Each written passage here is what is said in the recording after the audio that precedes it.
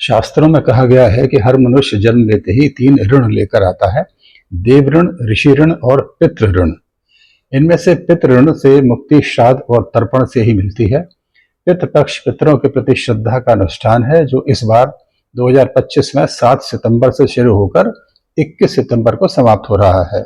हम जिनके द्वारा जन्मे और पले हैं, उनके लिए आभार व्यक्त करने और उनकी आत्मा की शांति, सद्गति तथा मोक्ष के लिए किए जाने वाला धार्मिक अनुष्ठान ही श्राद्ध कहलाता है।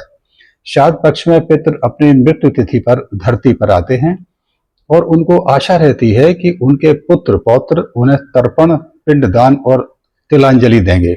यदि उन्हें यह सब मिलता है तो वह संतुष्ट होकर बच्चों को दीर्घायु, संतान, धन धान्य और समृद्धि का आशीर्वाद देते हैं। यदि उन्हें यह सब नहीं मिलता तो वह अप्रसन्न होकर दोष भी दे सकते हैं।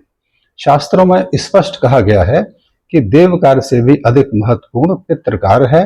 पितृ प्रसन्न होकर जीवन में सुख, समृद्धि और मोक्ष का मार्ग प्रशस्त करते हैं और हमें आशीर्वाद देते हैं। पुत्र का कर्तव्य है कि वो अपने माता पिता को मुक्ति दिलाए, इसलिए वह तर्पण और पिंडदान करता है ताकि पितृ ऋण से मुक्त हो सके। श्राद्ध दक्षिण दिशा की ओर मुख करके किया जाता है, क्योंकि पितृलोक वही माना गया है। श्राद्ध में जौ, चावल, तिल, जल और घी से बनाए पिंड कुशा द्वारा तर्पण से किया जाता है। कुशा के अग्रभाग में ब्रह्मा जी, मध्य में विष्णु जी और मूल में शिव जी का निवास माना गया है। कौवा यम का प्रतीक है, इसलिए इसे श्राद्ध का अंश अवश्य दिया जाता है। गाय वैतरणी पार कराने वाली मानी गई है। कुत्ता यमराज का पशु माना गया है, इसे अंश देने से यमराज प्रसन्न होते हैं। तिल और जौ श्राद्ध में पवित्र माने जाते हैं। सीधे हाथ की हथेली पर कुशा, तिल और पिंड रखकर संकल्प के बाद पितरों को दक्षिण दिशा में अर्पित किया जाता है। यदि कोई साधन ना हो तो केवल श्रद्धा से जल अर्पित करना भी पर्याप्त है।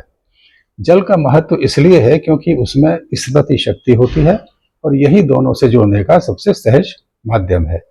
माना जाता है कि पितृ पशु पक्षियों के रूप में आते हैं, इसलिए भोजन को 5 भागों में बांटकर कौवे, गाय, कुत्ते, चींटी और देवताओं को समर्पित किया जाता है, जो 5 तत्वों के प्रतीक हैं। भोजन सात्विक और शुद्ध बनता है और इस दौरान कोई नया कार्य या नई खरीदारी नहीं की जाती। यदि किसी तिथि पर श्राद्ध ना हो पाए तो सर्व पितृ अमावस्या को सभी पितरों का आशीर्वाद दिया जाता है। नमस्कार।